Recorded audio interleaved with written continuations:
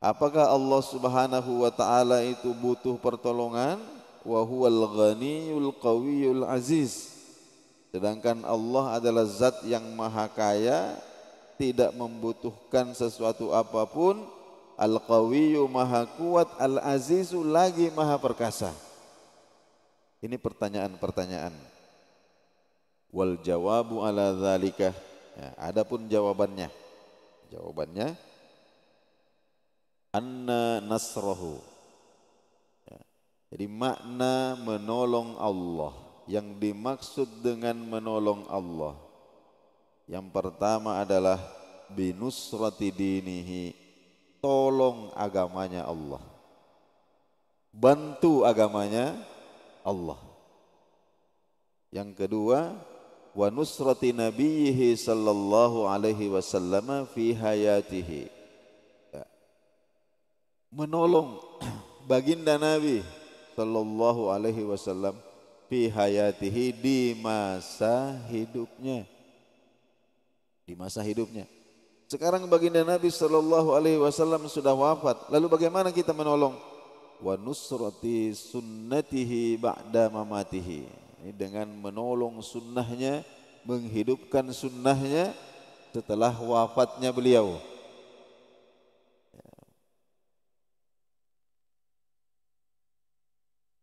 Nah, kemudian setelah Allah mengatakan wala yansurannallahu may yansuruh pada surah Al-Hajj ayat ke-41, kemudian Allah Subhanahu wa taala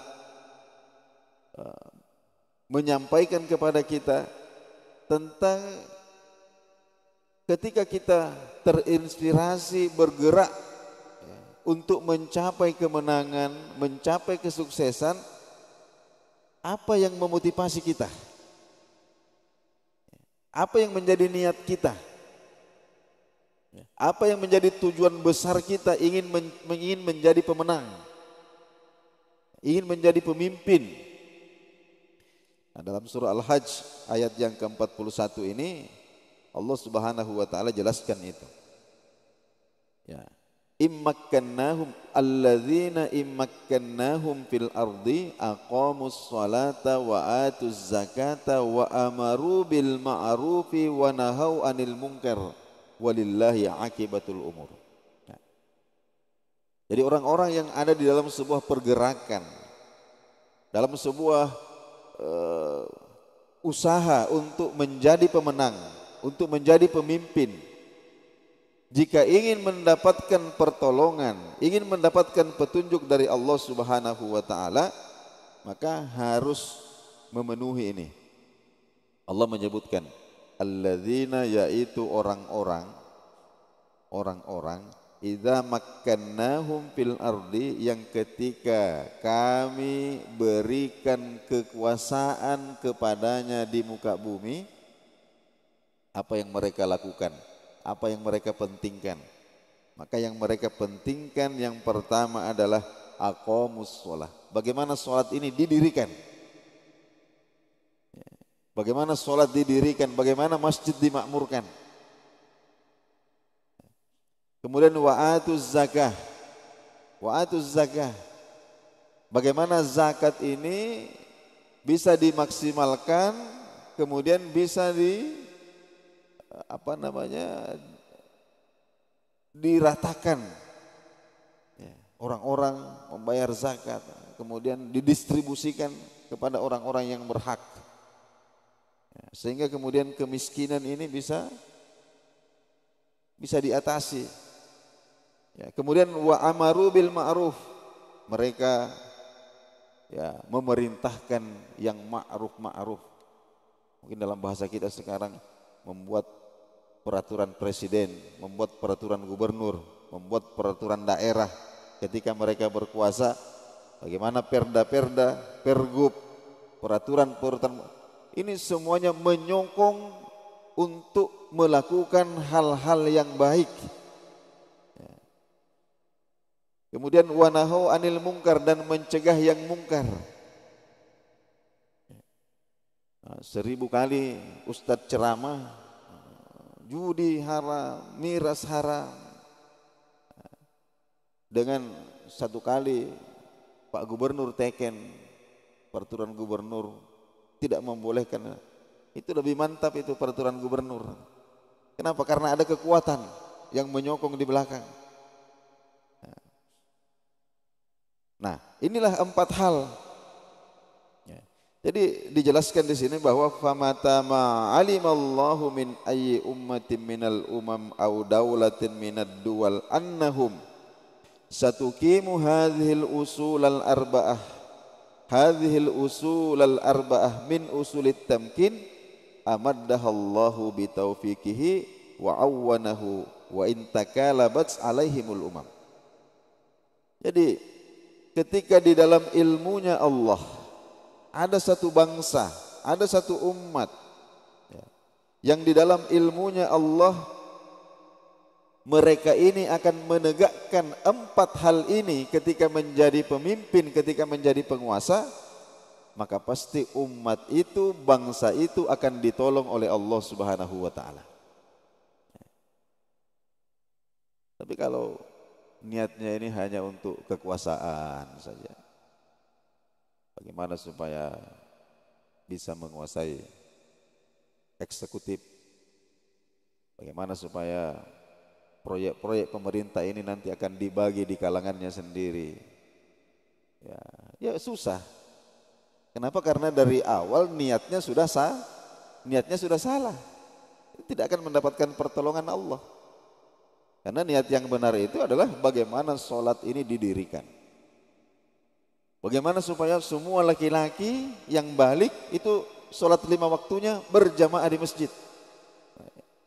Nah, itu yang seandainya itu yang diprioritaskan. Allah Subhanahu wa taala sudah Lau anna ahlal qura amanu wattaqaw la fatahna alaihim barakatim minas sama'i wal ardh. Jadi hadirin yang Allah Subhanahu wa taala, jika kemudian motivasi kita ini untuk berpolitik, motivasi kita ini untuk menjadi pemimpin itu hanya motivasi-motivasi yang sifatnya duniawi, maka rencana-rencana kita ini pun nanti akan membawa kita kepada kehinaan. Program-program kita ini pasti akan membawa kita kepada kemunduran. Ya. Hadirin yang Allah Subhanahu wa taala. Nah, ini bisa kita lihat di dalam sejarah. Bagaimana orang-orang yang ditolong oleh Allah Subhanahu wa taala. Ya, meskipun jumlah mereka sedikit, persenjataannya tidak terlalu banyak, tidak lengkaplah persenjataannya. Saya ingin sampaikan, hadirin dimuliakan, perang Badar itu Allah Subhanahu wa taala memberikan pertolongan kepada orang-orang mukmin. Jumlah mereka ini hanya 313 orang. Itu pun diantara mereka ada anak-anak dan membawa persenjataan seadanya. Sementara yang dihadapi ini adalah pasukan yang lengkap, 1000 orang, membawa unta sekian ratus, ada kavaleri, ada pasukan berkuda, 300 pasukan berkuda.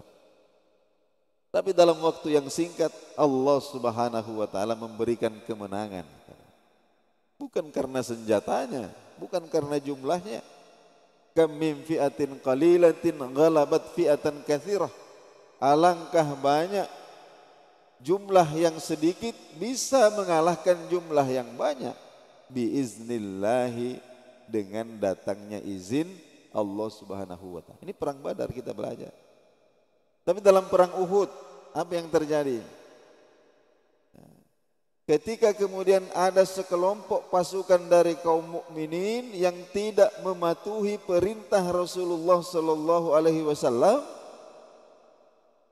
maka kemudian Allah memberikan kekalahan. Sehingga ketika laqad ta'asa'ala ashabun nabi an asbabil hazimah, ketika para sahabat saling bertanya kenapa mereka bisa dikalahkan pada perang Uhud, faja'al jawabu minas sama, maka datang jawaban dari langit. Allah Subhanahu wa taala turunkan ayat, apa firman-Nya? Qul huwa min indi anfusikum. Kamu kalah itu adalah sebab kesalahanmu sendiri. Kesalahanmu sendiri. Begitu juga ketika terjadi perang Hunain. Di perang Hunain ini kaum muslimin jumlahnya banyak sekali. Sehingga Allah Subhanahu wa taala ceritakan, "Idz a'jabatkum kasratukum." Wah, kamu itu terkagum-kagum, wah kita ini banyak sekali. Tidak bisa ini kita dikalahkan, jumlah kita banyak. Ya, tapi Allah Subhanahu wa taala ingin memberikan pelajaran kepada mereka. Bahwa pertolongan itu datang bukan karena jumlah yang banyak, ya, bukan karena senjata yang lengkap, akan tetapi pertolongan itu datang ketika seseorang itu kemudian merealisasikan asbab-asbab pertolongan yang telah ditetapkan oleh niat yang baik, kemudian kerendahan diri, bertawakal, bersandar hanya kepada Allah Subhanahu wa taala. Maka kemudian ketika perang Hunain mereka diserbu secara mendadak, sehingga kemudian barisan yang banyak ini kocar-kacir. Semuanya kaget, semuanya panik, berlari. Bahkan Rasulullah sallallahu alaihi wasallam ditinggalkan sendirian. Tidak ada yang mengawal beliau. Sampai kemudian Nabi berteriak memanggil kembali sahabat-sahabatnya. Kenapa kalian lari? Saya ini Rasulullah. Apa yang dijanjikan Allah pasti benar. Ya. Setelah itu kemudian mereka kembali.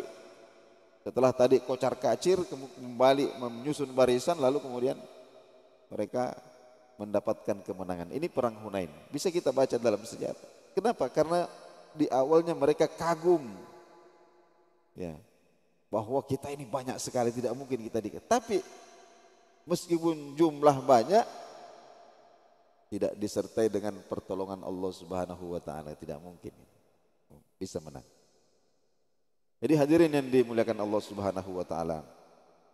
Nah, sebagai kesimpulan pada subuh hari ini, ya meskipun dalam pandangan mata kita hari ini kita melihat di mana-mana kaum muslimin ini ada di pihak yang terzolimi. Ya, bagaimana dunia secara umum ini memandang dengan pandangan satu mata. Maknanya apa? Maknanya selalu Islam, selalu kaum muslimin yang disalahkan. Ya. Kalau kaum muslimin membela diri, mereka disebut teroris. Tapi kalau kaum muslimin yang diserang, maka penyerangnya ini disebut membela diri.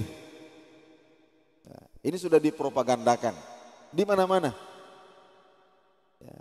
Jadi ada yang sejak tragedi 11 Desember, tragedi ketika WTC itu ditabrak dengan pesawat itu, yang sebenarnya itu adalah proyek rahasia daripada pihak Barat sendiri. Kemudian seakan-akan kaum muslimin lah yang melakukan itu. Mereka kemudian memunculkan propaganda yang disebut dengan Islamofobia. Bagaimana Islam itu dicitrakan sebagai ganas, teroris, keji. Lalu kemudian orang-orang itu akan alergi ketika mendengarkan kata-kata Islam. Pada awal-awalnya ini berhasil. Tapi kemudian Allah Subhanahu wa taala dengan makarnya ini kemudian mulai memperlihatkan lah borok-borok ini.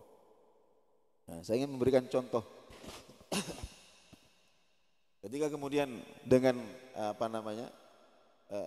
NATO, di Amerika dan sekutunya ini kemudian menyerbu Irak, menyerbu Syria, ya, dengan alasan untuk menolong rakyatnya dari pemerintahan otoriter seperti Saddam Hussein. Padahal sebenarnya yang mereka inginkan adalah minyak. Yang mereka inginkan adalah minyak. Yang mereka inginkan adalah gas. Mereka kemudian menghancurkan Irak, apa yang terjadi kemudian? Orang-orang Irak, orang-orang Afghanistan, orang-orang Syria bermigrasi. Kemana mereka bermigrasi? Timur Tengah kacau. Akhirnya mereka bermigrasi ke Eropa, masuk ke Inggris, masuk ke Perancis, masuk ke Amerika. Jadi lama kita ini mikir bagaimana caranya memerangi Amerika, memerangi Eropa supaya Islam bisa masuk ke sana. Ternyata caranya Allah itu luar biasa. Bukan dengan cara bermigrasi, akhirnya kemudian kaum muslimin menyerbu Eropa, menyerbu Inggris, menyerbu Perancis, mereka masuk menjadi penduduk di sana, tinggal di sana. Apa yang terjadi? Islam kemudian menyebar di sana tanpa kekerasan sama sekali. Di Inggris saja ini Pak, sudah 1.300-an lebih gereja yang dibeli oleh kaum muslimin lalu kemudian dijadikan masjid. Di seluruh Eropa sudah lebih 1.000 gereja yang dibeli oleh kaum muslimin lalu kemudian dijadikan masjid. Bahkan sudah ada wali kota orang Islam. Ya, barangkali tidak lama lagi akan ada perdana menteri orang Islam di negara-negara Eropa. Ya.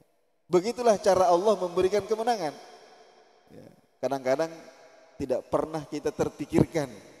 Ya, wa makaru, ya, mereka musuh-musuh Allah ini membuat makar, membuat rekayasa, membuat tipu daya. Allahu khairul makirin. Tapi satu hal yang harus kita yakini, bahwa tidak ada yang paling ahli dalam membuat strategi melebihi Allah Subhanahu wa taala. Hadirin yang dimuliakan, inilah barangkali yang sempat kita uraikan pada subuh hari ini. Kita sama-sama tutup dengan membaca doa kafaratul majlis. Subhanakallahumma wa bihamdik, asyhadu an la ilaha illa anta, astaghfiruka wa atubu ilaika. Wassalamualaikum warahmatullahi wabarakatuh.